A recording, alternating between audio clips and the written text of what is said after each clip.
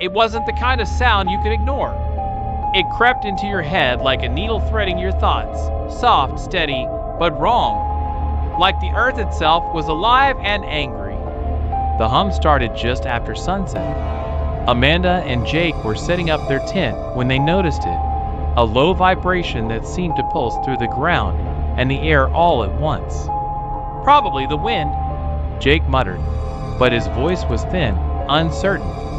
By the time darkness swallowed the forest, the hum had grown louder, wrapping around them like a blanket they couldn't shake off. It seemed to come from everywhere, the trees, the soil, even the sky. Amanda thought she could feel it in her teeth. And then came the voices. "Help me!" A faint cry whispered from the shadows. Amanda froze, her flashlight trembling in her hand. "Did you hear that?" she whispered. Jake nodded, his face pale in the dim light. But when they called out, there was no answer. Just the hum growing louder. Moments later, another voice. This one familiar. "Amanda," it called softly, just like her little brother used to say her name. But her brother wasn't there.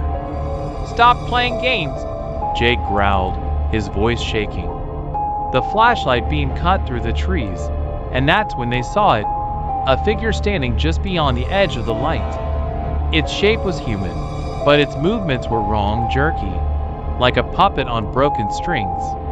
It spoke again, mimicking Amanda's voice perfectly. "Jake, come here! Help me!"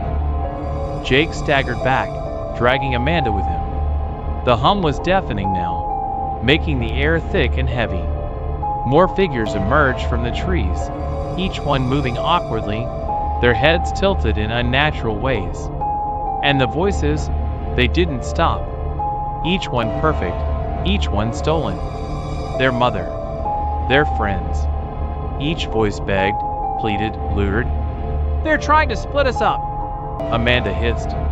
But Jake was already stepping forward, his mother's voice calling his name from the trees.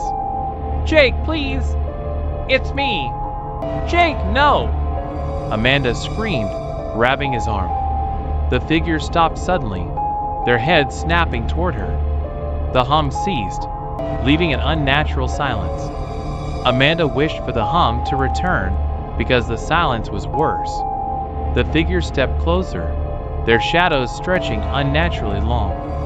And then they spoke in unison, a cacophony of stolen voices. "Stay! The forest likes you!" And before Amanda could scream, the hum returned, so loud, so powerful, that it drowned out everything, even her own thoughts.